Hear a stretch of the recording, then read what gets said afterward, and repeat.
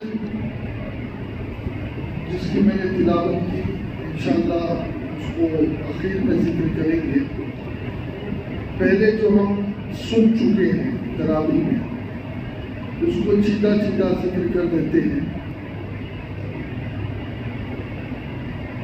سورہ آل عمران کی آیت نمبر 31، قل ان کنتم تحبون اللہ فاتبعونی یحببکم اللہ ویغفر لکم ذنوبکم واللہ غفور رحیم۔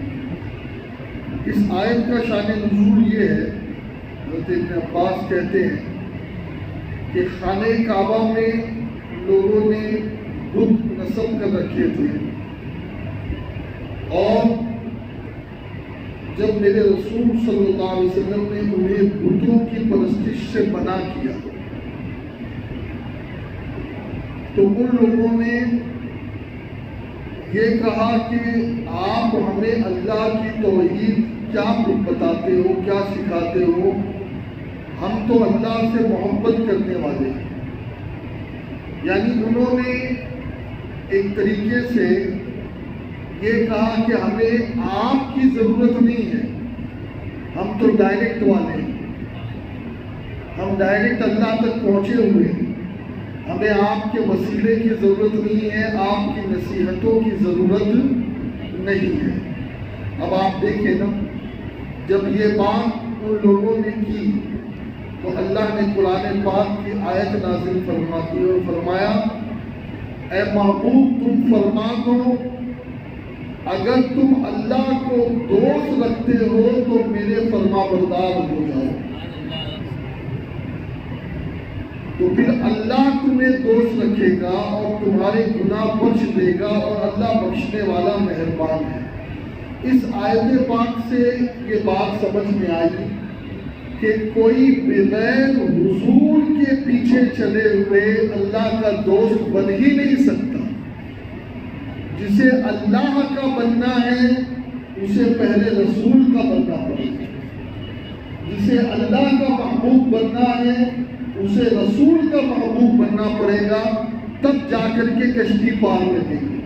ورنہ حضور کو چھوڑ کر، حضور کا وسیلہ لیے بغیر، حضور کے راستے کو اپنائے بغیر، حضور کی سنتوں بغیر، حضور کا اتباع کیے بغیر اگر ہم یہ سوچیں کہ ہم اللہ تک پہنچ جائیں گے تو یہ خام خیالی ہے۔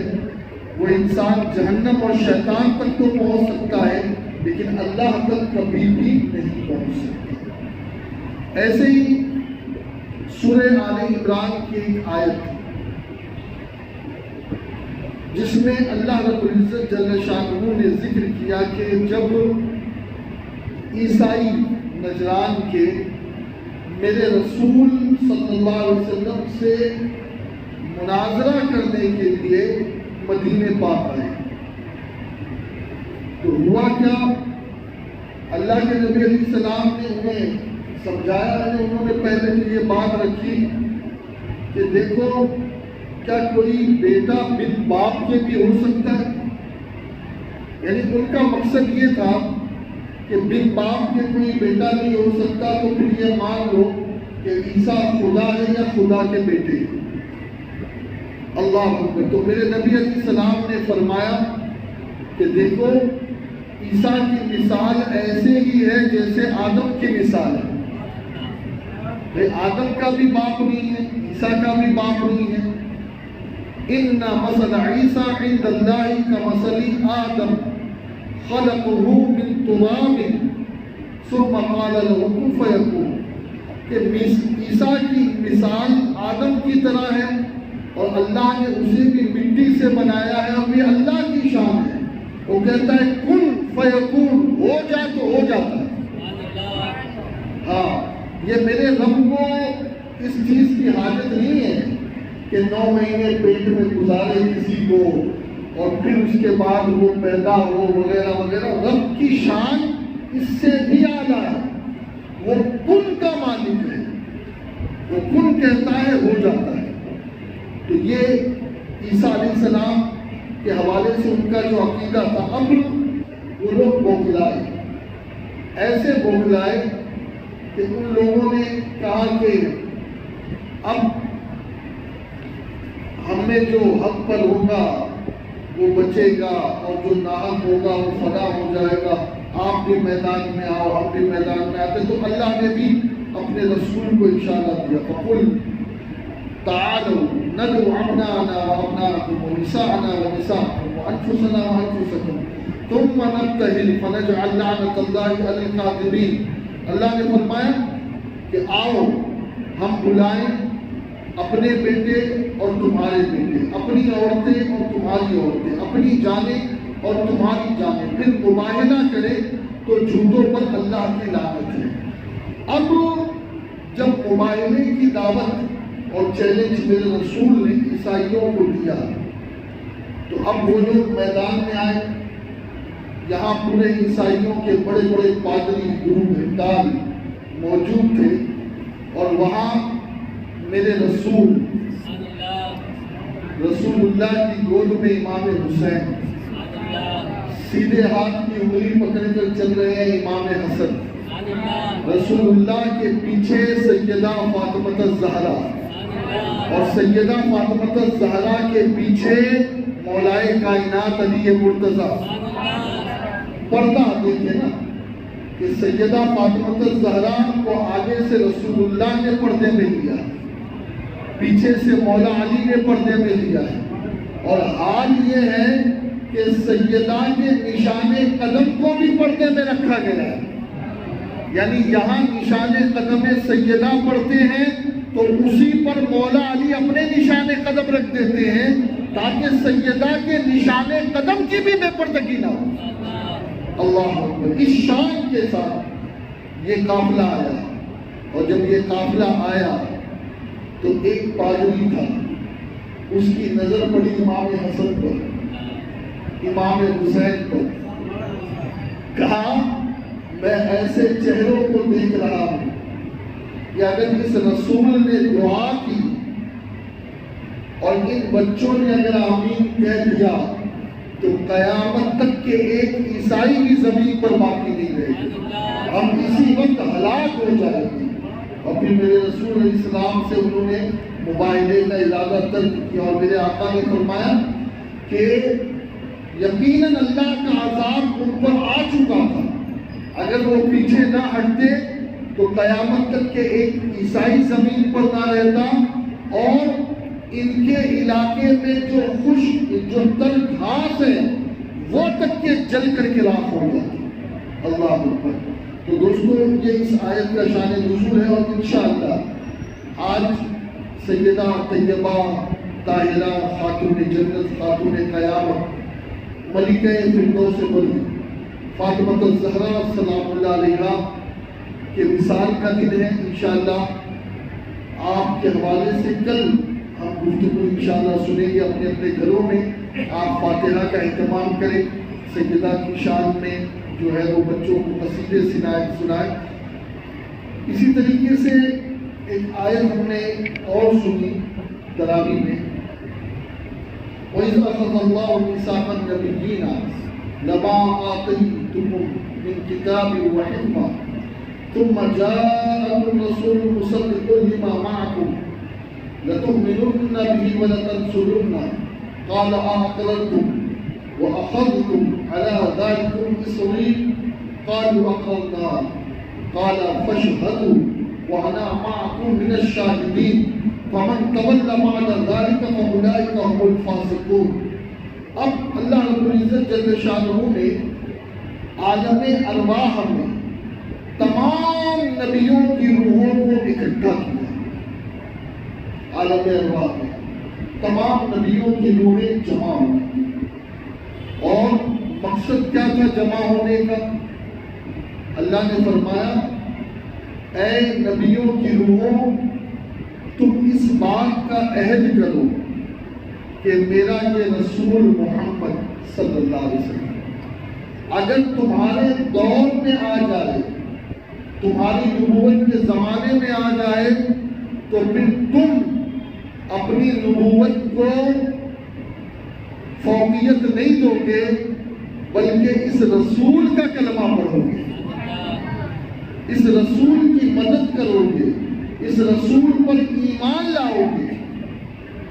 اللہ اکبر. آپ دیکھیں نا, ہونا تو تھا ہی نہیں ایسا, اس لیے کہ اللہ نے حضور کو بھیجا سب سے سیپریٹ ایک دم اخیر میں.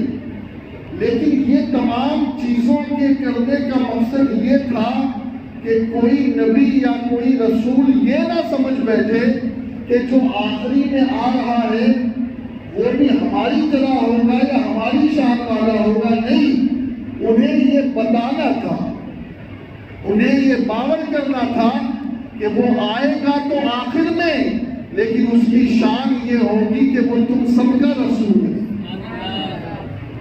اور جانتے اعلیٰ حضرت بھی فتاوی رسولیہ میں دیکھیے, ہم اور آپ اور یہ آج کل کے ملا مولوی کیا قرآن پڑھیں گے اور کیا سمجھیں گے جو امام احمد رضا نہیں سمجھے. اعلیٰ حضرت 30ویں جلد میں فتاوی رسولیہ کے لکھتے ہیں کہ قرآن نازل کرنے کا اللہ کا صرف 3 مقصد ہے. ہم لوگ لگے ہیں نا قرآن کے الگ الگ مقاصد کے پیچھے. کوئی تو اس قرآن سے جنت حاصل کرنا چاہتا ہے, کوئی ثواب حاصل کرنا چاہتا ہے, کوئی بس ختم کر دینا چاہتا ہے کہ ختم ہو گیا. لیکن اللہ کا مقصود کیا ہے؟ تو امام لکھتے ہیں اللہ کا پہلا مقصد یہ ہے قرآن نازل کرنے کا کہ لوگ اللہ پر ایمان لائے اور رسول اللہ پر ایمان لائے. دوسرا مقصد یہ ہے کہ لوگ رسول اللہ کی تعظیم کریں. اور تیسرا مقصد یہ ہے کہ لوگ اللہ کی عبادت کریں. یہ 3 مقصد ہے قرآن کے نازل کرنے. اور آج کئی لوگ جو اصل مقصد تھا کہ رسول پر ایمان لانا, اللہ و رسول پر, اور پھر رسول کی تعظیم, اس کو بھول گئے. تو اللہ یہ فرشتوں کے سامنے, یہ اللہ نبیوں کو جمع کر کے رسول اللہ کی تعظیم کروا رہا ہے. وَلَتُؤْمِنُنَّ بِهِ وَلَتَنْصُرُنَّ, کہ تمہیں بھی اس رسول پر ایمان لانا پڑے گا.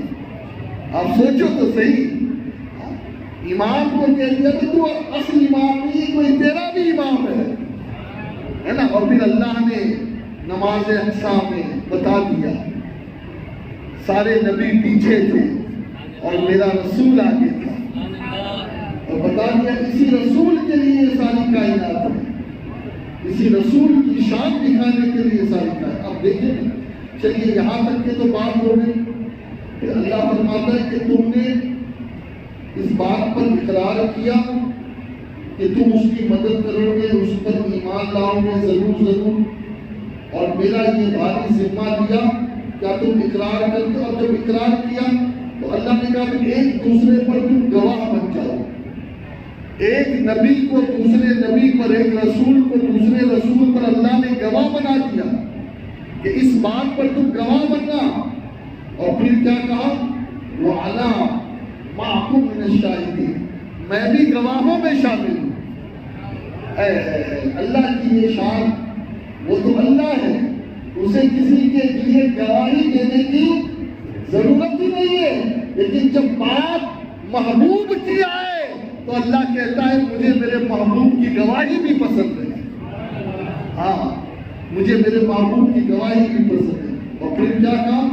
فَمَن تَوَلَّىٰ بَعْدَ ذَٰلِكَ فَأُولَٰئِكَ هُمُ الْفَاسِقُونَ. اور اگر اس اقرار سے, اس میثاق سے تم ہٹے تو پھر میں تمہیں نبیوں کی جماعت میں سے نکال کر فاسقوں کی جماعت میں کر دوں. دوستو, یہ بات نبیوں سے ہو رہی ہے. کس سے ہو رہی ہے ذرا بولو نا. ہماری اور آپ کی تو اوقات ہی کیا ہے؟ اگر ہم نے رسول کی شان میں ذرہ برابر بھی بےعزتی کی, یہ نماز منہ پہ مار دی جائے, یہ قرآن کی تلاوت کرنا منہ پہ مار دیا جائے گا, یہ حج کرنا منہ پہ مار دیا جائے گا, یہ کلمہ پڑھنا منہ پہ مار دیا جائے گا. اللہ نبیوں کو پابند کر رہا ہے کہ تمہیں میرے رسول کی تعظیم کرنی ہوگی, میرے رسول کی توقیر کرنی ہوگی. خیر, اور بھی بہت ساری آیتیں آج ہم نے سنی. ایک آیت یہ بھی سنی شروع کی جب لن تنالوا البر حتى تنفقوا مما تحبون, کہ تم اس وقت تک کے نیکی کو نہیں پہنچ سکتے جب تک کہ تم اپنی پسندیدہ چیز اللہ کی راہ میں نہ دو. دیکھیے بچہ پوچھا تو ہر کوئی دیتا ہے, پرانے کپڑے تو ہر کوئی صدقہ کرتا ہے, لیکن کمال وہ ہے کہ جو تمہیں پسند ہو وہ اللہ کی راہ میں. اور صحابہ نے یہی کیا. سبحان اللہ, صحابہ نے یہی کیا. وہ صحابی جو مکے سے ہجرت کر کے مدینے گئے تھے نا, تو ان لوگوں نے جب حضور نے انہیں بھائی بنایا, جب حضور نے انہیں بھائی بنایا تو کوئی اپنے بھائی کو کیا دے گا جیسے انہوں نے دیا. جس کے 2 مکان تھے, ایک مکان اپنے بھائی کو دے دیا, اور وہ مکان جو سب سے اعلیٰ, جس کے 2 باغ تھے, ایک باغ اپنے بھائی کو دے دیا. یہاں تک کہ جس کے پاس 2 بیویاں تھی تو اس میں سے جو سب سے خوبصورت اور پیاری بیوی تھی جسے وہ پسند کرتا تھا اسے طلاق دے دیا. کہا تو جا میرے مکے والے بھائی کے نکاح. اللہ اکبر. یہ ہوتا ہے اللہ کے لیے دینا, اللہ کے لیے دینا. حضرت طلحہ, ابو طلحہ انصاری کے بارے میں یہ ملتا ہے کہ ان کا ایک باغ تھا, بیرحا نام تھا اس کا, وہ انہیں بہت پسند تھا. جب یہ آیت نازل ہوئی نا, آقا کی بارگاہ میں کہتے آقا یہ باغ مجھے بہت پسند ہے, لیکن میں اللہ کے حکم پہ عمل کر کے بھی یہ باغ اللہ کی راہ میں دے رہا. پھر حضور نے کہا اپنے رشتے داروں کے پاس, حضرت ابو موسیٰ اشعری کو حضرت عمر بن خطاب نے کہا کہ میرے لیے ایک بہترین کنیز لونڈی باندھی کا انتظام کرو. تو آپ نے بہت اعلیٰ قیمت میں ایک باندھی خریدی حضرت عمر کے لیے. جب حضرت عمر کے پاس وہ باندھی آئی, حسین و جمیل, خوبصورت, بہت پیاری, ہر اعتبار سے مکمل, حضرت عمر نے اس کو دیکھا, پسند کیا, اور اسی وقت اللہ کی راہ میں آزاد کر دیا تاکہ اس آیت پہ عمل ہو جائے. اور بھی آیتیں آج ہم نے سنی. ایک آیت یہ سنی کہ اے لوگوں جب اپنی جانوں پر ظلم کرو, وَلَوْ أَنَّهُمْ إِذْ لَهُمْ جَاءُوكَ فَاسْتَغْفَرُوا اللَّهَ وَاسْتَغْفَرَ لَهُمُ الرَّسُولُ لَوَجَدُوا اللَّهَ تَوَّابًا رَحِيمًا. اے لوگوں جب تم سے گناہ ہو جائے تو میرے حضور کی بات, میرے رسول کے پاس آ جاؤ. گناہ ہو جائے کہاں جاؤ, میرے رسول کے پاس آ جاؤ, اور پھر اللہ سے توبہ چاہو. اور اگر رسول بھی تمہارے لیے لب ہلا دے, سفارش کر دے, تو اللہ توبہ کرنے والا مہربان اللہ کو مکتا ہوگا. اللہ حضرت مولا علی روایت کرتے ہیں کہ ایک شخص حضور کی قبر پر آیا اور بہت رویا, اور یہی آیت اس نے پڑھی, اور پھر اس کی آنکھ لگ گئی روتے روتے. اتنا رویا کہ اس کے آنسو رسول اللہ کی قبر کی مٹی پر گرنے لگے, اور پھر اس کی آنکھ لگ گئی. تو قبر اکبر سے آواز آئی, قد غفر لک, جا تیرے گناہ معاف کر دیے, تیرے گناہ معاف کر دیے. تو حضور کا در وہ ہے کہ جہاں گناہ معاف کیے جاتے ہیں اور اللہ نے بھیجا ہے. اگر لوگ کہتے ہم رسول کے پاس کیوں جائیں, تمہیں کیا تمہارے باپ کو بھی جانا پڑے گا. کیونکہ اللہ پاک نے بھیجا ہے. رسول کے پاس جائے بغیر تو بات ہی نہیں کر سکتی, اسلام کا نظام ہی نہیں چل سکتا. اس لیے کہ جو کچھ ہے وہ رسول کے ذریعے سے ہے, جو کچھ ہے. ایسے ہی اس کے بعد ایک آیت آئی ہے, فَلَا وَرَبِّكَ لَا يُؤْمِنُ حَتَّىٰ يَحْكِمُوا فِيمَا شَجَرَ بَيْنَهُمْ. اس آیت کے شان نزول کے حوالے سے یہ ملتا ہے کہ حضرت عمر کے پاس ایک شخص آیا اور کہا کہ ہمارا فیصلہ کر دو. 2 شخص آئے. جب آپ فیصلہ کرنے لگے تو ایک تو ظاہری مسلمان تھا, اس کا نام تھا بشیر, اور ایک تھا یہودی. اس یہودی نے کہا فیصلہ کرنے سے پہلے ایک بات سن لیں, ہم اس فیصلے سے پہلے آپ کے نبی کے پاس فیصلہ کرا کے آئے, اور نبی نے میرے حق پہ فیصلہ کیا, لیکن یہ جو مسلمان کہلاتا ہے اس نے کہا کہ نہیں, مجھے تو عمر کا فیصلہ قبول ہے. اس نے نبی کے فیصلے کے اوپر آپ کے فیصلے کو کہا. اچھا, گئے اندر, تلوار لے کر آئے اور سیدھا اس مسلمان کی گردن اڑا دی. مدینے میں واویلا ہو گیا. عمر نے مسلمان کو مار دیا. رسول اللہ کی بارگاہ حضرت عمر کو بلایا, قرآن کی آیت نازل ہو گئی کہ حضور جو آپ کے فیصلے کو نہ مانے اللہ کے نزدیک وہ مسلمان ہے ہی نہیں. عمر نے مسلمان کو نہیں مارا ہے، منافق کو مارا. تو یہ آیت بھی آج ہم نے سنی، اور ایک آیت بس اس پر گفتگو ختم کروں. اس میں 69 آیت ہے سورہ نساء کی تعلیم. اس آیت میں 5واں پارہ ہے. ایک صحابی ہے جن کا نام ہے ثوبان رضی اللہ عنہ. وہ بڑے فکر مند رہتے تھے کہ مرنے کے بعد کیا ہوگا، قبر میں کیا ہوگا، حشر میں کیا ہوگا. حضور نے ان کی فکر دیکھ ان کو بلایا. کیا بات ہے، تم بڑے غمگین رہتے ہو؟ کہ یا رسول اللہ اس بات پر غم ہے کہ یہاں تو آپ کا صحابی ہوں، لیکن مرنے کے بعد اللہ آپ کو اعلیٰ جنت میں بھیجے گا، اور وہاں ہمارا گزر کیسے ہوگا؟ پھر آپ کی زیارت نہیں کر سکیں گے، آپ کی خدمت نہیں کر سکیں گے، آپ کو دیکھ نہیں سکیں گے. بس غم اسی بات کا ہے، غم اسی بات کا ہے. اللہ اکبر. اسی وقت قرآن کی آیت نازل ہوئی، وَمَن يُطِعِ اللَّهَ وَرَسُولَهُ فَأُولَٰئِكَ مَعَ الَّذِينَ أَنْعَمَ اللَّهُ عَلَيْهِم مِّنَ النَّبِيِّينَ وَالصِّدِّيقِينَ وَالشُّهَدَاءِ وَالصَّالِحِينَ وَحَسُنَ أُولَٰئِكَ رَفِيقًا. اللہ نے فرمایا جس نے اللہ کی اطاعت کی اور رسول کی اطاعت کی تو پھر اللہ انہی میں سے اسے کر دے گا، اور وہ ان لوگوں کے ساتھ رہے گا جن پہ اللہ کا انعام ہوا. یعنی اللہ انہیں نبیوں کے ساتھ مرنے کے بعد ملا دیا، شہیدوں کے ساتھ، صدیقین، شہیدوں اور صالحین کے ساتھ. اور یہ کیا ہی اچھے ساتھی ہیں. اللہ ہمیں اس پر عمل کی توفیق دے. انشاءاللہ کل سیدہ کی بارگاہ میں ہم خراج عقیدت پیش کریں گے. اور آپ سے میری گزارش ہے کہ جب افطار کے لیے آپ بیٹھے نا تو اس وقت پہلے افطار پر فاتحہ ملا دیں سیدہ کے نام پر، اور اس کے بعد جو ہے اس افطار کو آپ تناول فرمائیں. وَمَا عَلَيْنَا